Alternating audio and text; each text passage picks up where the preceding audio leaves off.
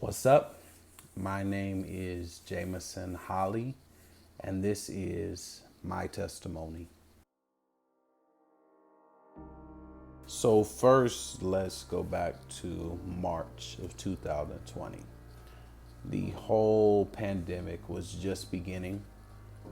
We went to our workers' conference. And at the end of the service, where our bishop was praying for everybody, God had spoke to him and said that he was going to cover his people. So I want y'all to remember that as this testimony keeps going.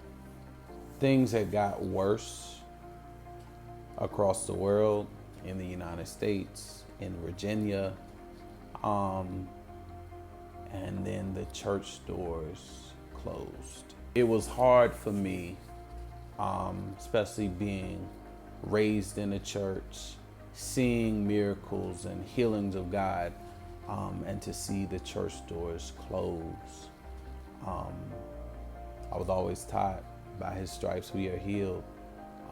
And I firmly believed and believe that by his stripes we are protected as well. A lot of people were concerned about me being diabetic, and having a weaker immune system than everyone else. But I had no worry. Things had started going really good, although we were in a pandemic, and God was blessing me. He blessed me with a new car. I ended up getting a dog. And he told me that with this blessing, he was going to provide me with a job so I would be able to take care of those things, paying my car bill, being able to take care of a dog just in case they get sick, and food is not cheap. But God blessed me, and I even got a new job. So I thank him for it. One thing I have been taught growing up: when God starts blessing, the enemy starts messing. So I had got the new job, things was going great, and then my health began to spiral downward. My sugar levels were unbalanced. I was always taught they need to be below 120, and that's what I was doing. But then my doctor started noticing when my sugar goes below 200, I started having health complications. The medicine that they were giving me was causing stomach problems and digestive problems. And it was hard. It kind of was like, what works besides prayer right now? In the midst of all that, I started having these pains throughout my legs and my toes and my hips. And the only way I could describe it to my doctor was it felt like little bee stings on my legs. And when I was walking and moving, everything was fine. But once I got home to rest, like I would take a bath or I would sit down and just relax, that's when it started.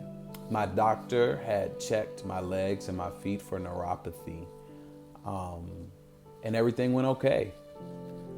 He told me if things started to get worse, let him know and he would call his neuro friend, because it may be something neurological.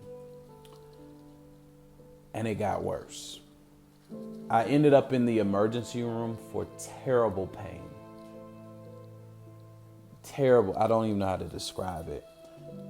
Burning, sharp.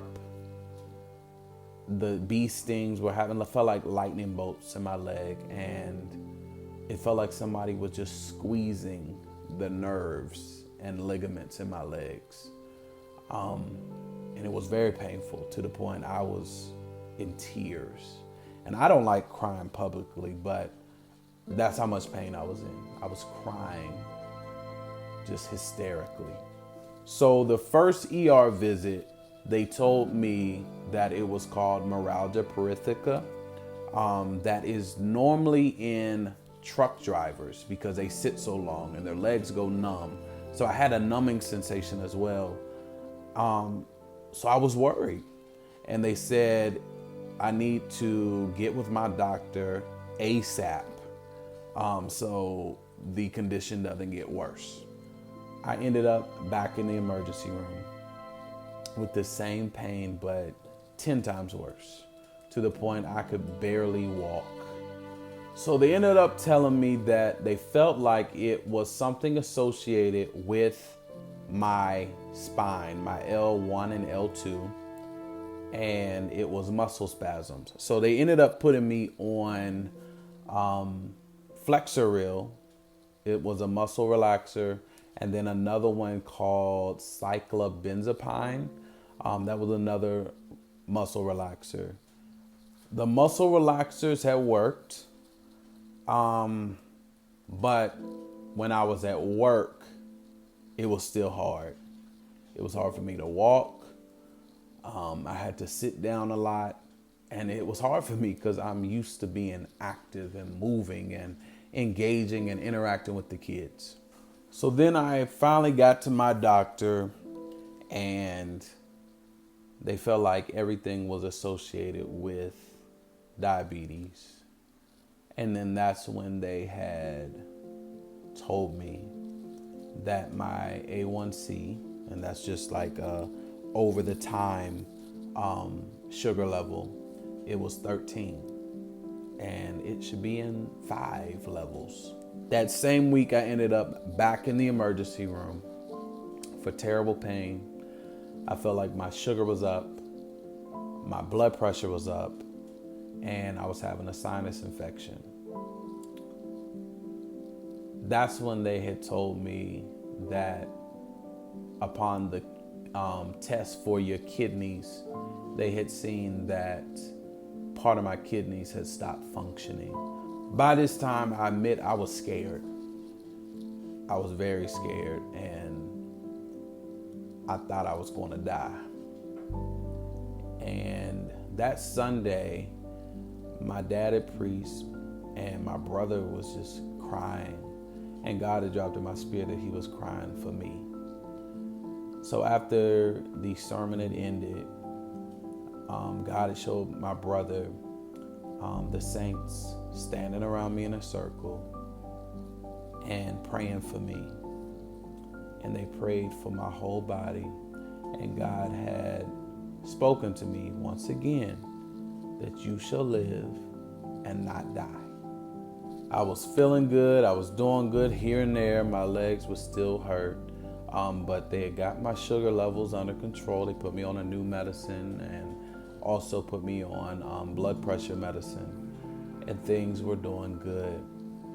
And then I got sick.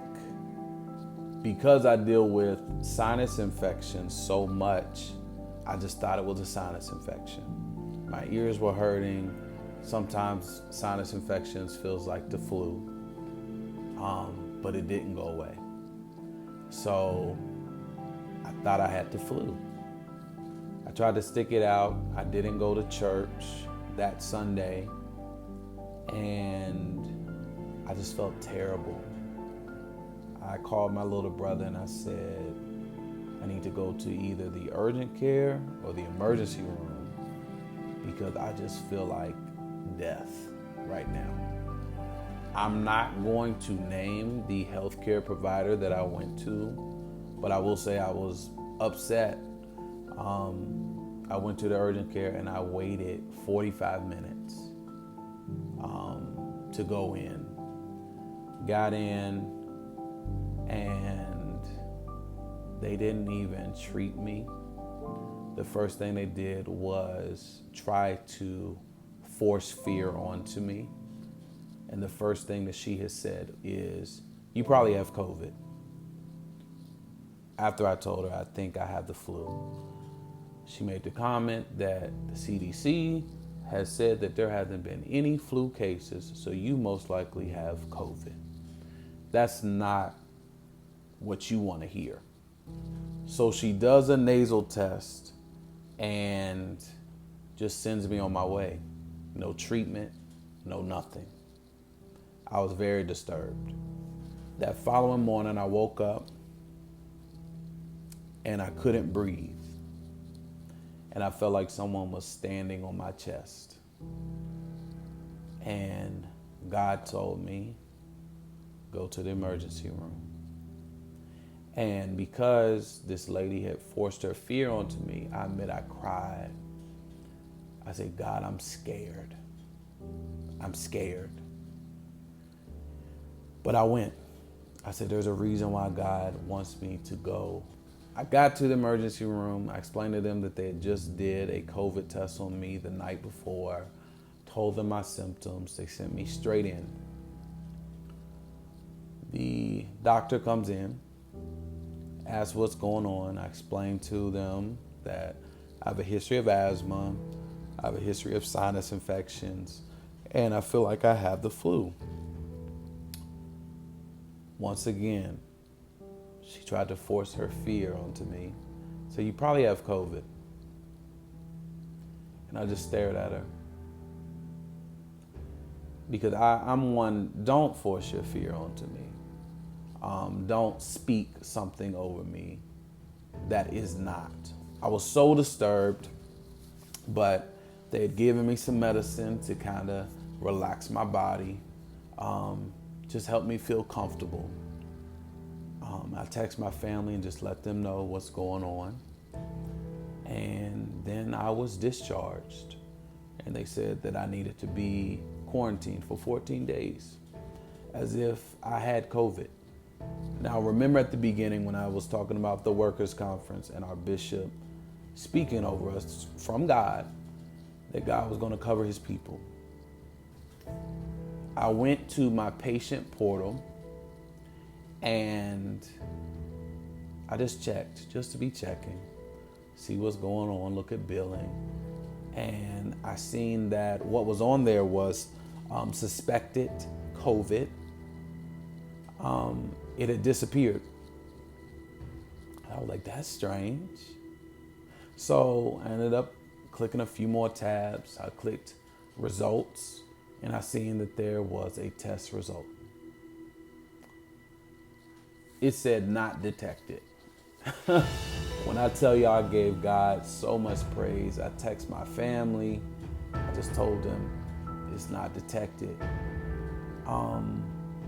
But then I remembered, they did another COVID test when I was in the emergency room.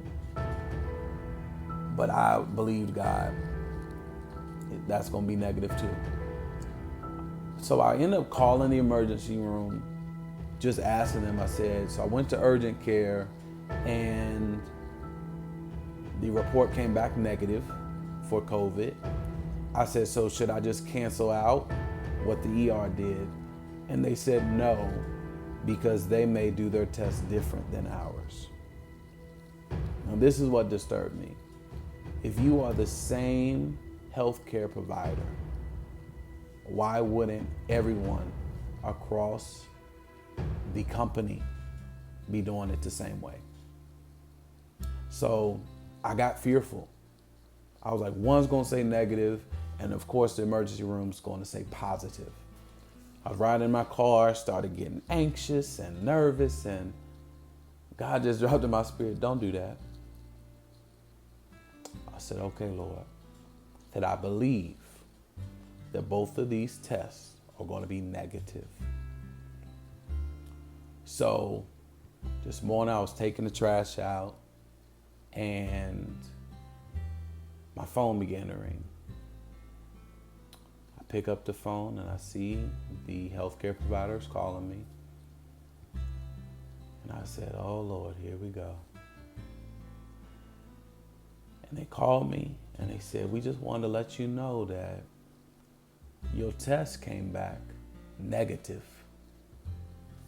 When I tell you that I gave God so much praise and I cried because I said, God, you are able. Because I was afraid. Like from the beginning, I wasn't worried about it. I said, I'm covered. I'm covered by the blood.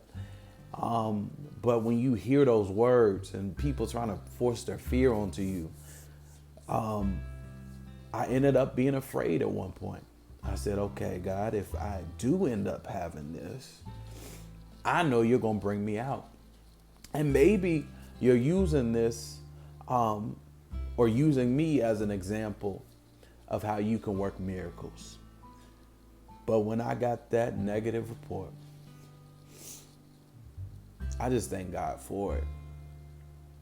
They did say that they wanted me to still stay quarantined, not because of the whole COVID thing, but just for my body to rest and for my immune system to build back up.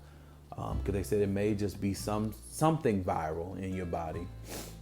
So just take care of you, pretty much. But I wanted to give this testimony so people understand that God is still all-knowing, all-powerful, and God is able through any situation. He's still a miracle worker. He's still a promise keeper. He's a light in the darkness. He's all that we need. And I wanted to share this testimony because I want you to understand that whatever you're going through, God is able. God is more than able.